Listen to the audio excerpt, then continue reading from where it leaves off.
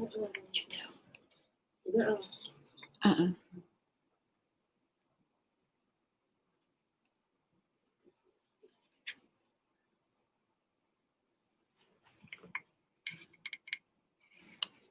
All right, I'm ready.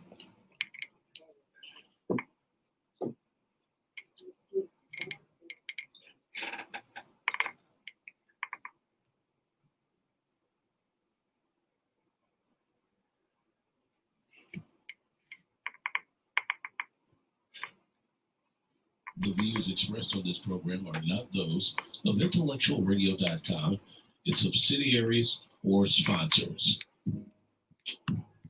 Encouraging, educating, and empowering you into action. This is Warriors Talk with your host, Lady ReShell. Hello. Welcome to Warriors Talk with author and founder Lady ReShell, where we move away from awareness towards action. Co-hosting with me is none other than cancer activist, motivational speaker, and the founder of the Gal Foundation, ReShell Gilmore. Hello, ReShell. I'm sorry, I have you on mute. Hold on. Let's try this again. Hello, ReShell. Hello, Lady ReShell. Can you hear me? I can hear you loud and clear. Excellent. It's Monday. It is Monday, and today is actually Health and Wellness Monday, and we are live on Intellectual Radio. We just heard from Roman with the Drive at 5, so we're asking that you keep it locked right here on Intellectual Radio and allow us to feed your brain. My sponsor for today is Emanuel Church of God in Christ with my pastor, Michael Richardson. And we are located at 3058 West Van Buren in Chicago. We are still practicing social distancing, so you can catch the sermon every Sunday morning at 10:15 a.m. on our Facebook page. Just type in Emanuel Cogic. Our quote of the day is actually coming from Chadwick Boseman, and he said, "You have to cherish things in a different way when you know the clock is ticking. You're under pressure." So hello to everyone who is tuning in right now. I am encouraging you to please like and share the show. Hello, Henry. How are you? So Henry is our first guest on today. Just please like and share the show. Invite somebody else in on this show because I'm sure the information that we're going to give today is going to be life-saving. So the topic today, if I haven't said it already, is living to die versus dying to live. And the topic came to me because I was thinking about the death of Chadwick Boseman, who died from colon cancer at the age of 43. And when I heard that news, it just kind of rocked my world. Whenever I hear somebody dying of cancer, it just kind of like touches me by me being a cancer survivor. So, I want everybody who has a cancer diagnosis to make it. Like, I want them to make it. I want them to be here so that they can share their testimonies so that the next person can make it. Because somebody told me their testimony, and I'm only here by the grace of God. Only by the grace of God. There was nothing special I did. There was no special prayers. There was nothing special that I ate or drank. I'm only here by the grace of God because he was not through with me. So, ReShell, when you got the news that Chadwick Boseman had passed and it was from colon cancer, what did that do to you? Just what I did. I took a deep breath and I said, no, not another one.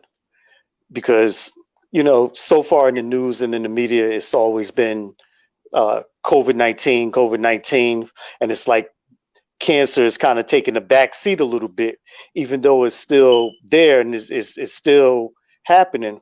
But it hasn't got the attention like it was because of COVID-19. But we know it's still there. We know it's still affecting people. We know it's still, we have our survivors and people who are still fighting, and we can't forget about them just because something is overshadowing. Because again, cancer still is the number one killer disease amongst our nation. So we can't never forget that. And man, it really was shocking. Actually, I didn't even know he died until like yesterday. And it must have happened maybe the day before because I was sitting up here, I was watching the James Brown movie, So I guess maybe that's why it was on, in remembrance of him for his memories and stuff. And I was just taken back when I said, "Oh my God, I was just watching the movie and he died. No, it can't be." And then, I joined all the little youngsters out there, and it was Wakanda forever, because I am a comic book fan, and I watched as they did all their posts and their tribute to Black Panther, and they had all the other superheroes lined up, like a little memorial service. It was touching. It was very touching. It was very touching. I was actually, when I heard it, I was on a Let's Stay Together talk radio, and they had this panel where they were talking to these different actors. And so we were, asking them questions and just listening to their story and asking them how they're doing during the pandemic, like how they're staying active during the pandemic. And then while we were live, somebody got the news and they just told us what happened. And everybody was just like, oh my goodness. Like everybody started getting on their phones and just trying to confirm like what happened. And then when we found out that it was from cancer, everybody was just like, oh my goodness. Like, it really rocked my world, because we know that he was the star of the Black Panther. He was King T'Challa. And all the ladies, when we saw him and with his shirt off, and you could see the abs, and he looked really great. And it's like, wow, here's an African American superhero, he looks great. And all the kids, and the parents was rushing to the theater to see it. They made over $1 billion with this movie. And just to hear that, that he was fighting this thing while he was filming a movie. He found out at stage 3 that he had colon cancer in 2016. And then it progressed later into stage 4. So, all while he was doing these movies, giving us the best performance. Like he wasn't just out there, doing some of anything. The things that he was doing was iconic. As you mentioned, he did the James Brown, and I think that might have came before. He did the Marshall, and what was the other one he did? He did Jackie Robinson. Jackie Robinson. He did a lot of iconic people from the past. Like that's really big to play those parts. You just can't get anybody to play those parts, especially like James Brown and Jackie Rock. So yeah, that was really big. That was really big. And so the movies that he did, the what is called the Five Bloods, and a lot of people was telling me about 21 Bridges. So like some of the stuff that he has done, I haven't even seen yet. So I'm like, okay, I'm going to have to go on, a binge and just sit and watch all of his movies. But what I can say is that he left us with some great movies, like a lot of great things that, we can sit and we can remember him by. So his legacy, is going to forever live on. So we can tell our grandkids, our great grandkids, and they can tell their kids that, what, he was the first Black superhero, in a live movie that we saw, and he performed that role well, like he commanded that role. And it just seems like it was written for him. And ABC showed it last night at 7:00 with no commercial breaks. So I hope a lot of people got a chance to see it. So, I was just excited to know that he was able to, take on some roles that really, set the tone for other actors to come in, and say, hey, we demand good roles. We just, we don't have to come in and play a killer, a rapist, a gangbanger all the time. No, why can't we come in and play these intelligent roles, these iconic roles, and make a difference and let, the younger people know that, you can be here. You can be a James Brown, you can be a Thurgood Marshall, you could be a Jackie Robinson. Like, you don't have to settle for people telling you, because you are African American, that all you're going to be is either in jail, murdered, or, somewhere on the street selling stuff. No, that doesn't have to be your destiny. Yeah, I mean, I think not even the next, really the first person to even do that will be my next go-to person for that is Jamie Foxx. Jamie Foxx has taken on a lot of great roles of a lot of icons, and he's still taking them on. I think he's playing Mike Tyson next, if I'm not mistaken. And it is. I mean, you get very few actors who can pull that off. to transform into being somebody else who's just legendary. It's like you just can't get anybody to play this part. This person got to have this person down to the T. Like when Jamie did Ray, he had Ray down to the T. That part was him. There's nobody else that can play it, that can do it. That was his part. And if you would have told me he was Ray, he was Ray. That's how excellent. He was extraordinary in Ray. And the same thing how Chadwick was in all his movies as well. You know, he really pulled them off. He, you know, you would think like, oh wow, like when you see and hear the story and see it on the screen and these actors are playing it, these are actors who did an excellent job, and I must commend them for doing, and they're studying their craft and getting, I mean, down to the details and everything. So, you know, shout out to both of them, and you know, may God rest Chadwick's his soul, and I mean, we just got to keep going and just keep his memory alive.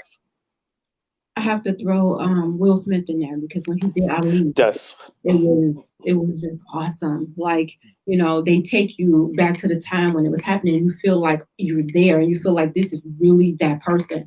Like, we have some amazing African American people that study their craft and take their craft seriously. They go to the top schools, they study.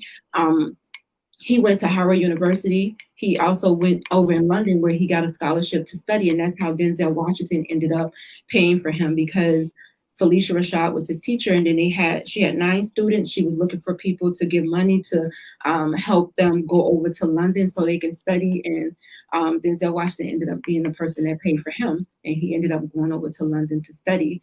So his thing was really writing and directing. He just ended up getting into acting, but he wanted to write and direct, and he did write and direct some plays as well. So I'm excited to just be in the era where he was, to witness the greatness of everything that he did.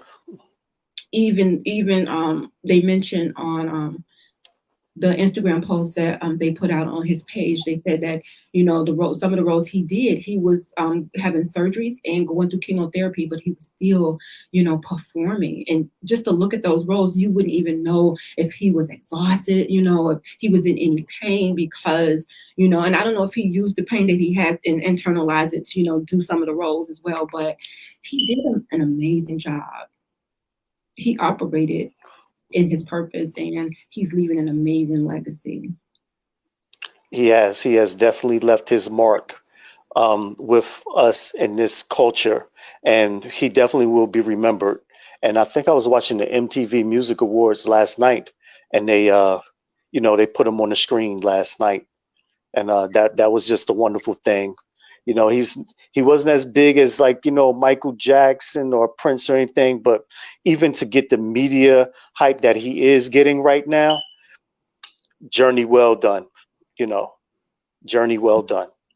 Yeah, I mean, he was one of the leading men right now. You know, Denzel Washington still is. So, you know, when you know those faces of the ones that you see all the time, they get those leading roles, and his was well deserved.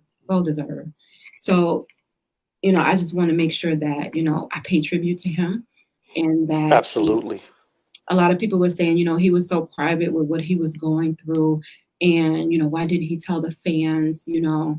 But, you know, I'm kind of glad that he didn't, because when you're going through a cancer diagnosis, you don't need the negative people. And he did a video in April where he was posting something about the movie he did, 42. And so people were like, and, you know, he looked sick in the movie. He was, you know, kind of thin and frail looking, and people were just all in the comments like, you know, what's wrong with him? You know, he looks sick. Is he losing weight for a role? What does he got? You know, we want to know. I mean, they went in on this man on this post, and I was just like, wow, like, why would you do that? If anything, you'd be like, okay, I'm praying for you. You know, I don't know if anything's wrong, but my prayers. You know, he ended up deleting that post because he got so many negative comments. So we can understand why he didn't even share it. He shared it with his circle, and everybody was sworn to secrecy. Don't tell anybody. Can you imagine him going to getting a part of the Black Panther of King T'Challa and then telling them, oh yeah, I'm fighting colon cancer right now. They'd be looking at him like he is the weakest link. Like, No, he just proved to anybody that's going through anything that you don't let that pain or that diagnosis define you, that you push through no matter what. This man pushed through no matter what. And I believe he kept it a secret because he didn't want anybody to look at him like he was weak. He didn't want to get turned away from them roles or be pushed into some stereotypical role, of somebody being sick or weak or whatever. So I commend him for not even telling them, but just telling his circle and having those people to love on him. Right. I can remember my wife telling me she didn't want to tell anybody because she didn't want people to have pity on her. She didn't want that at all. She didn't want people to have pity on her.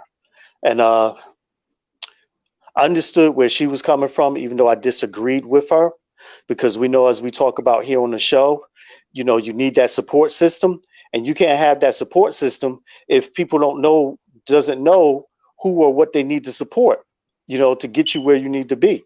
So, I mean, he chose his circle wisely because nothing got out. It didn't get out to the media or nothing, not until, he's well and probably up there in Wakanda heaven somewhere.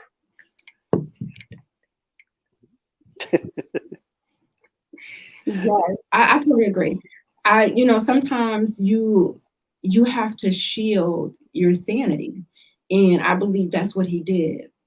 He shielded his sanity and he allowed the people who was closest to him to pour into him.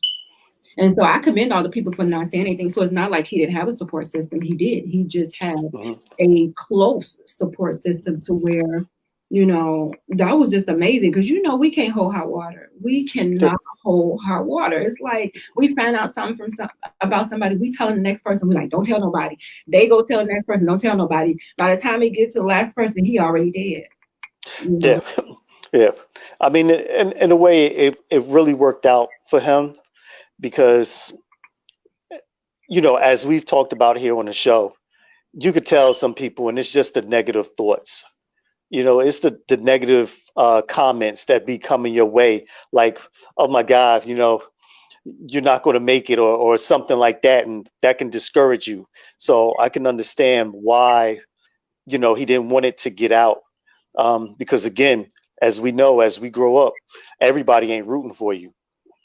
So I can understand why he kept it a secret, why he kept it quiet. And again, I mean, hats off to that man for his body of work and for his support system, his crew for, uplifting them for whatever time that it was, helping them through. This very important. Number one is knowing is half the battle, and number two, your support system. So hats off to them. And you want to be able to make your own decisions when it comes to any type of treatment or what you're supposed to do about it. You don't have all this other input in it. People telling you that, Susie did this last week and, so-and-so did this week and, you should try this, He did it his way. And in the process, he got to work and he got to do something that he loved to do, that he was born to do, and so, and we get to enjoy it. So I just wanted to make sure that we're giving out information about colon cancer as well. So I didn't want to do the show and then leave that part out because it's important that, we need to know about colon cancer, what is colon cancer and who's affected by it. So here are some facts about colon cancer. So it could be colorectal cancer, or they call it the rectum cancer. I don't like to say that, but it's the second leading cause of death. The second leading cause of cancer death. I'm sorry, the second leading cause of cancer death in the United States. So it's claiming more than 53,500 lives. That's a lot of lives. So if you are, or if you know somebody who has colon cancer, talk to them and see what's going on. Anybody that has cancer, sometimes we be so much in our own little world that we don't even try to help people. We always bring up the negative stuff when it comes to cancers. So what are some symptoms? How do you know that you have colon cancer. And they said that the symptoms they are confusing. So you can have stomach ailments, you can have a change in your bowel habits, or you may not have it. It may not even be that. You may go to the doctor and say, "This is what I have," because you've been on the internet and you think that that's what it is, and the doctor be like, "No, that's not what it is." But guess what? You went and got screened. That's the thing. So for those of us who are 50 and older, because I have to go and get my test done. I just turned 50 in June, so I have to go and get my test done. I really don't want to, but being a cancer survivor, I really need to get it done. So so I have to get it done. So for those if you have a family history of colon cancer, then again, talk to your doctor and see what age you need to be getting screened for it. Don't just take it for granted that, I'm not that age, because Chadwick was 43. So he wasn't even at the age to be screened. Yeah, he was younger than me. And it just make me think like, damn, you're like, that could have been me, at that age. It's just crazy. You just never know. And like you said in the beginning of the show, you were given that chance because God wasn't done with you yet. You still got some more work to do. You still got Warriors Talk. You still got to spread the word. You still got to get the message out there, not for yourself, but for everybody that's in the world. So you still got millions and millions of people to reach. And that's why we're here doing this show, so they can understand why they need to go get screened for colon cancer, why they need to get mammograms for breast cancer, or if they're feeling, your body. If it's feeling different or uneasy, yes, go to the doctor. I know it's a little hard right now with, again, the whole COVID thing, taking over. But even if you just call in and say, "Hey, doc, I got these symptoms," maybe it's something that he can tell you, over the phone without you having to come in. But you definitely need to know. Knowing is half the battle. And if we can do that, then we can begin to cut down the numbers far as treatments and all of those things, and help one another. I mean, I think we do give a nice, good brief of information every single Monday here about cancers, how you get through it, how you can, we're not telling you which choice to choose, because ultimately that's your choice. But you've seen one side of it, I've seen another side of it, and people often ask me, but I can't tell you which way would be the best. That's still ultimately up to you.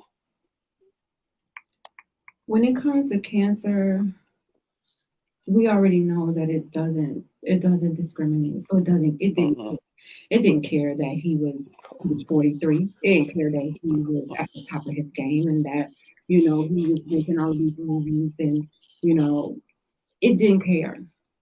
It didn't care that he was this kind person, this loving person, this generous person. It didn't care. It did not care. It still invaded his body. And we know that as African Americans, when we get cancer, it's more aggressive with us. It's so much more aggressive. And when you're younger, it's much more aggressive too. When you get breast cancer, it's much more aggressive, especially if you're African American. And it also goes to show you, it doesn't make a difference about the amount of money that you have or anything, because if it's your time to go, it's your time to go.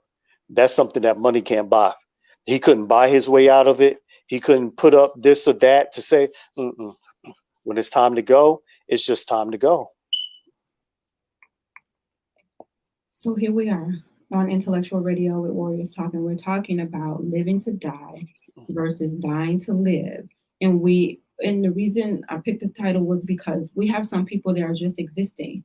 They're just living to die. They're not really making an impact. They're not really doing anything to leave a legacy. They're not servicing anybody. All they're doing is going to work, coming home, paying bills. You're living to die. You're waiting on that death date. And then you have people that are dying to live, that are out there making an impact, like Chadwick was. He's making an impact, leaving a legacy, making sure that, whoever he comes in contact with, that he leaves them feeling in a positive way. Sometimes we can wreck people's spirit because we're messed up in the inside. And you never know. So all of the people he came in contact with that he was working with, they didn't even know what was going on. So what if they was treating him any kind of way? You just never know what somebody is going through. So you have to be really careful about how you treat people because you just never know. Absolutely. I think no, I don't think, I know. There's a meme with Charlie Brown and Snoopy. And Charlie Brown says, hey, Snoopy, you enjoy this because you only live once. And Snoopy say, no, you're wrong. He said, you live forever. You die once. Yeah, you die once, but you live every day. So, if Snoopy, a character, can get it, why can't we get it? Like you said, enjoy these days. Don't just don't just work, come home, and it just become routine. Get out there, vacation, live a little bit. Just enjoy life. Just don't forget to stop and smell the roses. You can't be just stuck every single day with your just same old routine. You're just looking like you're just like a robot. You're just you sound like that guy from the commercial, dry eye. Like your life is just it's just horrible. It is. Die to live. So according to statistics, over 75% of colon and rectal cancers happen to people with no known risk factors. So you may not even have any risk factors. You may not be at the age of 50. You may not have anybody in your family that may have had a risk of colon cancer. I don't know why people always call me during the show when they know I've been They're doing trying to call in. for 5 years. And people still tend to call me at this time. All right, get on the show and listen to the show and send me messages. So some people may not even have any risk factors. So that's why regular screening is important. Regular and just your annual exams are important as well. And going to the doctor when you're feeling indifferent. If you're having something that's lasting more than 3 weeks, you should be seeing your doctor. You should be telling them about it. Yeah, our fellow partner Ron, my cousin, who was a part of this, he had colon cancer, and he said he didn't know anything about it until he was trying to go up the stairs, and he kind of just passed out. And he was fighting. He didn't even know that he had it.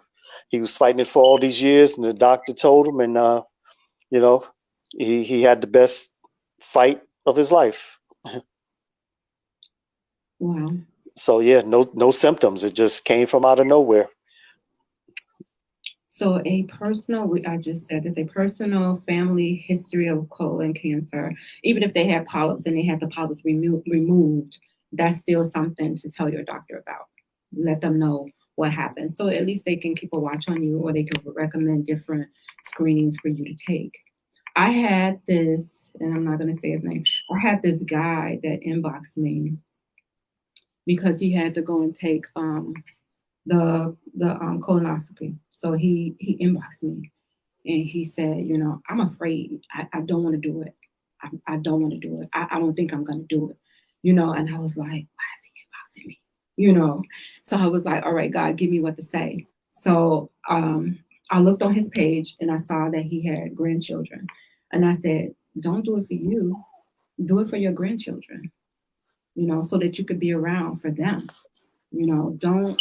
Don't deny them that chance of getting to know who you are. Just go and get the test. It could be nothing. And then about a year later, he sent me another inbox and he said, hey, I took the test and everything came back good. Thank you. He was like, I listened to the show and he was like, I kept thinking about Warriors Talk when I went in there. So thank you for the information. And I was like, wow.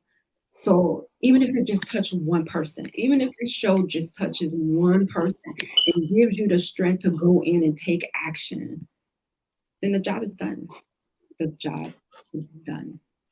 That's right. If we could just save one person, we did our job, and a good job at it, might I say. So according to a minority health, and I know a lot of times we think as African Americans, we do tend to get things and they're more aggressive, but it's saying that it affects men and women equally. So it's not that men are getting it more or women are getting it more or any ethnicity is getting it more. No, it's affecting us equally. But unfortunately, when it impacts your body, it may be, like I said, for African Americans, normally it's more aggressive. Cancer be more aggressive with us for whatever reason. For all of them, matter of fact, all of them be more aggressive with us. More aggressive. So you have to take an aggressive approach when it comes to just getting in there and getting your screenings. And I don't know this is my opinion. I don't know any cancers that are curable. Okay.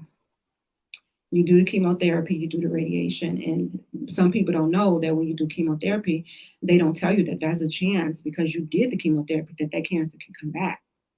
That's one of the side effects. They don't tell you that, but that's one of the side effects. So, you really got to pray. You really have to become one with the Father and allow him to guide and lead you on that journey, because you're not going to be in your right mind. You're not going to be in your right mind when you get that diagnosis. You're just not. You're not. So that's why you need people around you that's sane, that's able to hear the doctors and be able to help you make a good decision. Yeah, we've mentioned this before, on Warriors Talk, that getting that diagnosis, that's a long car ride home. That is a long car ride home. I don't wish that on my worst enemy. Just even thinking about it, of the amount of phone calls or inboxes or text messages that I get on a daily basis of people who's dealing and battling with this. I got one maybe about 3 days ago from a high school friend of mine. And she was supposed to the doctor told her there's something there, but we're going to monitor it. We're going to watch it. She's supposed to go every 6 months to get it checked on. Well, she didn't go for 4 years.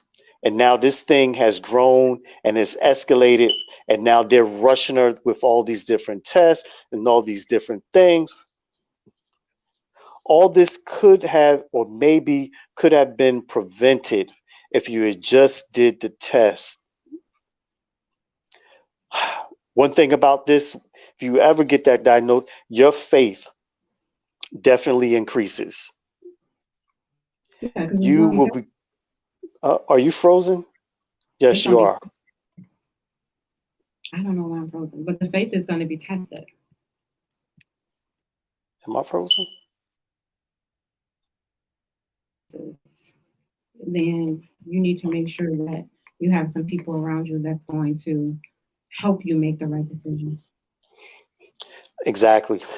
That's where the significant other comes in, being important. I don't know too much about the kids. A lot of kids, they can't handle it because they think the worst. I mean, everybody think the worst. That'd be the long car ride home. But the kids, I think they're a little bit more tore up than you are, because you're trying to be strong for them, and they don't know how to be strong. Not until they start seeing you be strong. Right. You would be surprised, because I didn't even tell my little girls at the time. I told my 2 oldest, what I was dealing with. I didn't tell the 3 little ones because I wasn't sure how they was going to handle it, because of all the pictures and stuff that you see when somebody's going through a cancer diagnosis, and you associate it with death.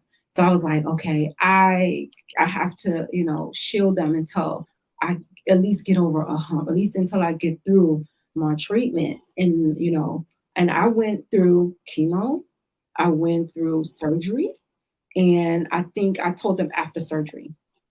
I told them after that. So they didn't even know that my hair was bald. I hid that from them. They didn't even know. I was going to ask you, did they ask you questions about you being bald? They were like the one, my daughter Micah, who just turned 12 yesterday. Yeah, shout out to her. Happy birthday. Come on, you got to give her a happy birthday, then we get back to it. Hers is happy birthday, and then my other daughter's birthday is today, Michaela, so she turned 14. So their birthdays are a couple days apart, 1 day apart. But, she was asking me because I kept wearing scarves at home, and she's just like, Mom, what's under the scarf? And I was like, nothing, my hair is wrapped, because I would normally wrap my hair up and put the scarf on, and she wanted to see it. So I would go And when I come from work, because I wear my wig to work, come home, take the wig off, and I would go in my room and put the scarf on so they wouldn't see me put it on. And then when I would come back out, she wanted to know what was under there. And I didn't let her, I just couldn't. I couldn't. So I was like, oh, I got to tell them. So once I had surgery, after I had my surgery, then I had to explain it to them by having my oldest daughter read them a book. And my girlfriend gave me a book that explained to them what cancer was and what mommy was dealing with. Because one day they wanted me, I had to take them to school, and I was going through chemo and I didn't have the strength to take them. It took me everything to get in a car. I couldn't even turn the key. I was like, I can't. My other daughter was too young to drive. So I was like, I got to go back in the house. It took me a while to go back in the house, and they were fussing like, we want to go to school, Ma, we want to go to school. Why, and they was just fussing. Mm-hmm. And I didn't say anything. And I looked at my Leah. I said, I had the book in the car. I said, it's time. Read them this book. She read them the book, and they came running in there hugging and kissing me like, Mama, we so sorry. We didn't know. And then they was like, they wanted to see my hair. By that time, my hair had grew out a little bit, and they wanted to know, was it going to grow back? And so we took out a ruler and we would measure my hair every so often to watch it growing, and then they would help me do things. And so, you just have to explain it to people age appropriate, but I didn't want them to worry, and I didn't want them to see me looking sick. I didn't want that image to be stuck in their heads. So that's why I really didn't say anything. So. Yeah, I had a young girl. She was 9 years old at that time, and she had cancer, and she also had lupus, and she was taking treatments and stuff. So she didn't have hair, and her knees was a little weak, so she walked a little funny, and the kids at the school was making fun at her. So the principal, they knew that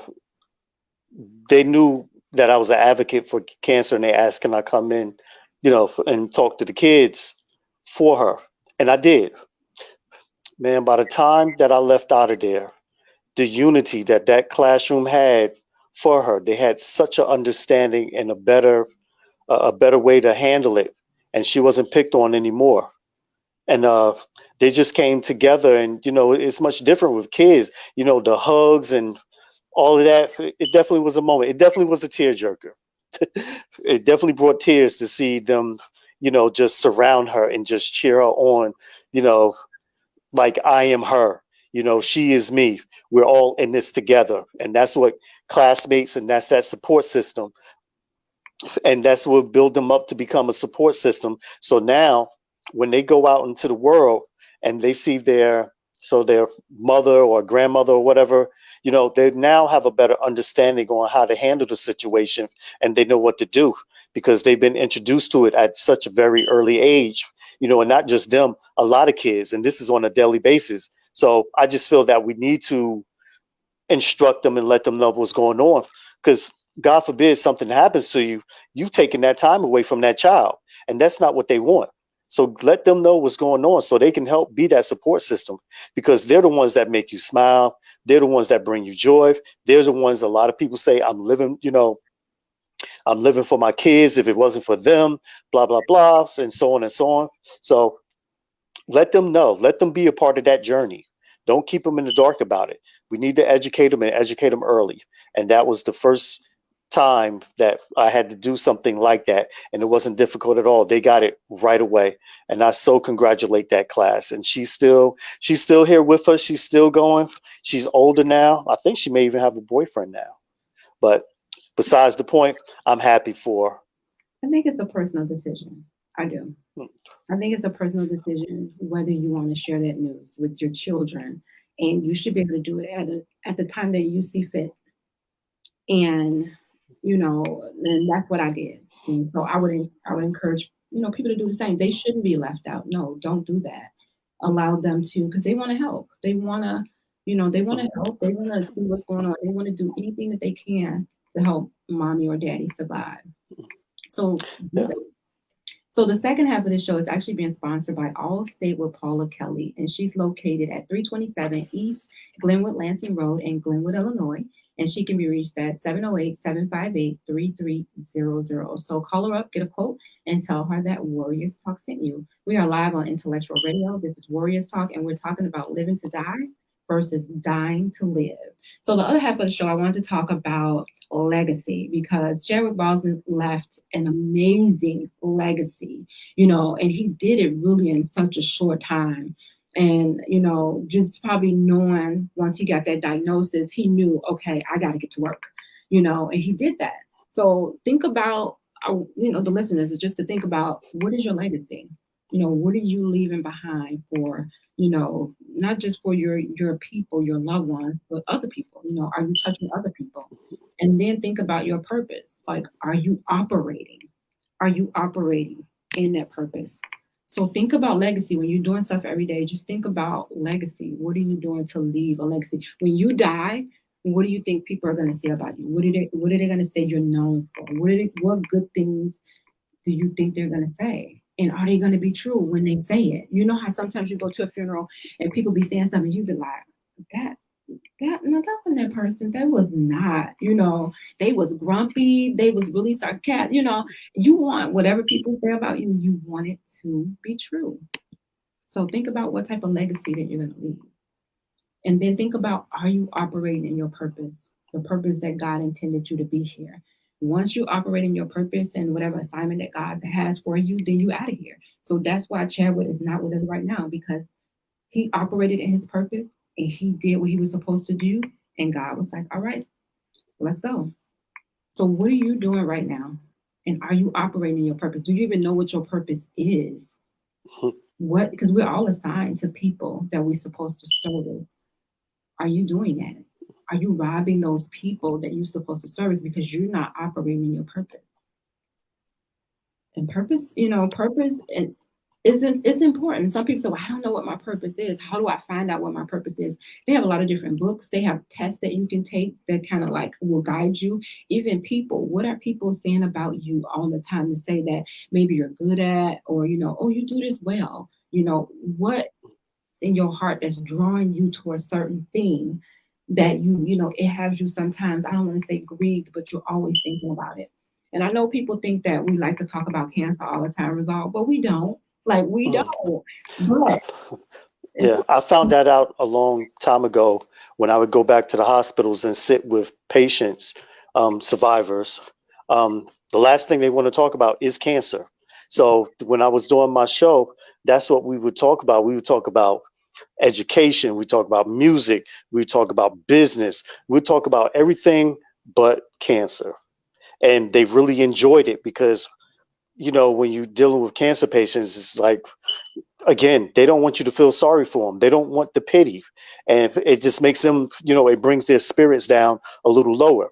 So if you treat them just like a normal, everyday person, and y'all just kicking it, they respond much better to that. And that's what I did. We played cards. We built little things. We did all kind of stuff. We talked about cars and motorcycles and just on and on and on, fashion and so on. And, going back to the purpose thing, people have to find out what they're passionate about. Once you can find out what you're passionate about, you'll find your purpose, because your passion will lead you to your purpose. So whatever it is that you love doing and you love to do, that's more than likely your purpose. You're hitting around there somewhere.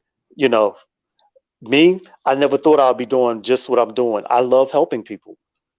I love talking to them. I love influencing them. I love inspiring them. On my page, it says, I found my purpose. I found what I was supposed to do.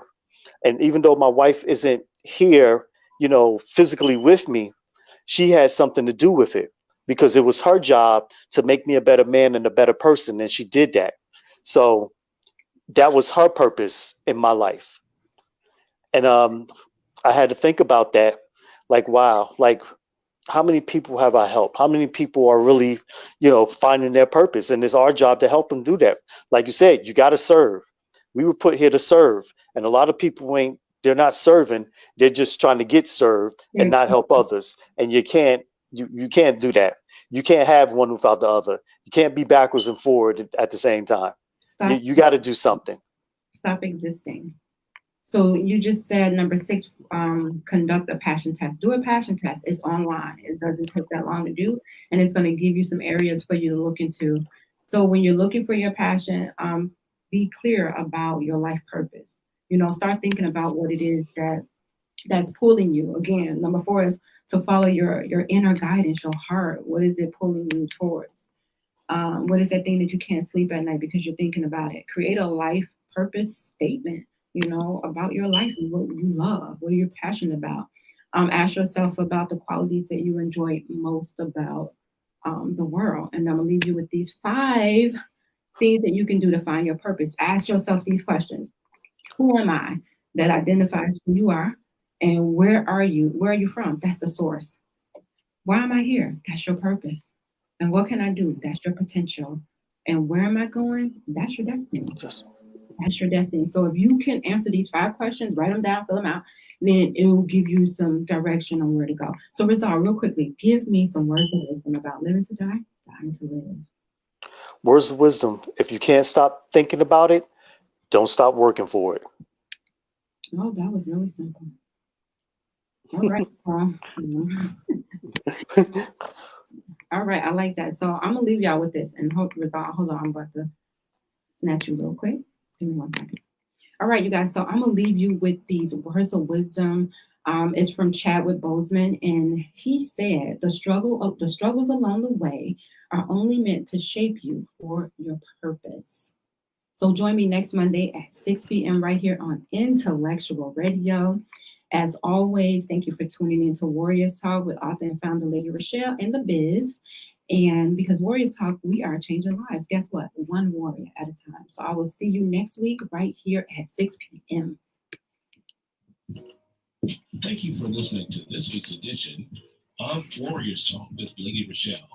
To find out more about Warriors Talk, follow at Warriors Talk, the number 1, on all social media outlets, and Warriors Talk with Lady ReShell on YouTube. Please join us next week and every Monday evening at 6 p.m. Central Standard Time on intellectualradio.com for Warriors Talk with Lady ReShell, where we encourage, educate, and empower you into action.